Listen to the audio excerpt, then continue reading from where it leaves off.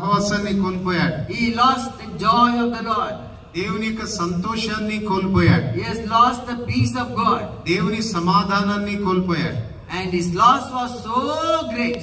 తనకు కలిగిన నష్టము ఎంతో గొప్పది. No man can estimate the loss incurred by the first man Adam.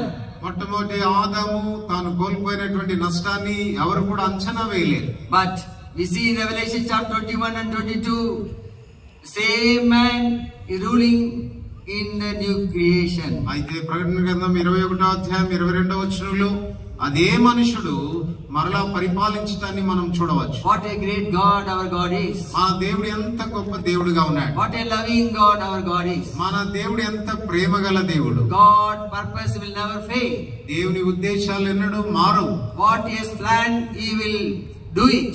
ఆయన ఏదైతే ప్రణాళిక చేస్తాడో దాన్ని నెరవేర్చువాడు. God began the work of recovery through the cross of Calvary. Calvary శిలువ ద్వారా మానవుని సమకూర్పు యొక్క కార్యాన్ని ప్రభువే ఆరంభించాడు. God sent his only son Lord Jesus Christ 2000 years ago. 2000 సంవత్సరాల క్రితం తన కుమారుడైన యేసు ప్రభువారిని ఈ లోకానికి పంపాడు.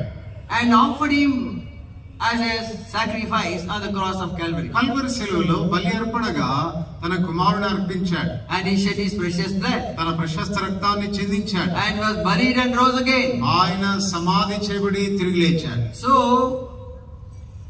every loss of every sinner, every loss of every believer can be recovered by coming to the cross of Calvary. పాపి కోల్పోయినటువంటి నష్టం, విశ్వాసి కోల్పోయినటువంటి నష్టమంతా కూడా యేసుక్రీస్తు ప్రభులో తిరిగి సమకూర్చబడుతుంది. God is a loving God.